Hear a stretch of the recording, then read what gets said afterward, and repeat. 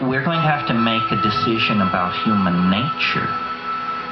To wit, is this our home to be cherished and nurtured, an incredible pearl flung out in a universe of ashes and darkness?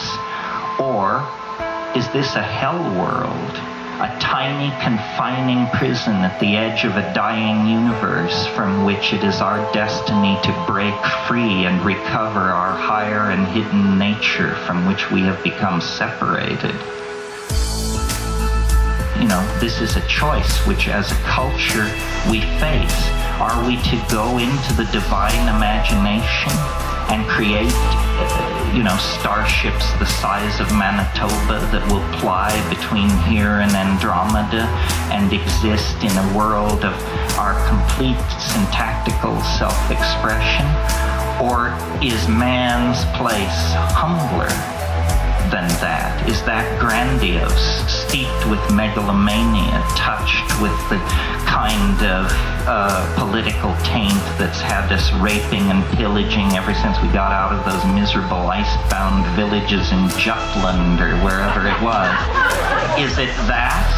Or is it our challenge and our destiny? It's really a choice about human nature. As individuals, and I guess this is really, for you personally, maybe what makes this all important.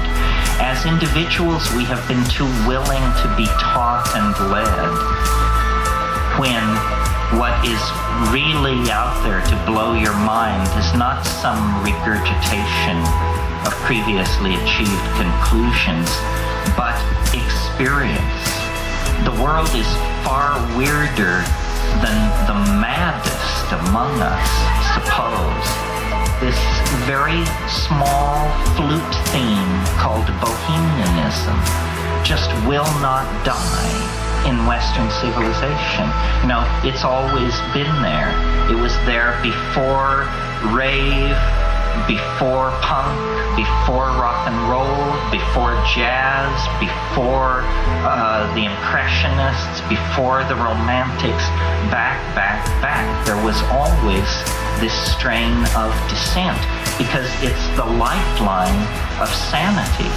And every time the bastions of bullshittery grow weak, the bohemian thread expands its options, offers itself as an alternative. And I don't think this is an eternal dance of frustration.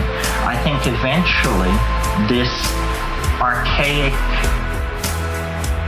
return, which is what this bohemian thing has always represented, will be felt, will be heard.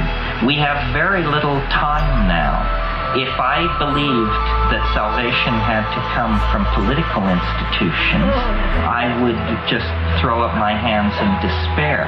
It's very hard for people sometimes to figure out whether I'm an optimist or not. Let's get something straight here. I am the most optimistic person you have ever met.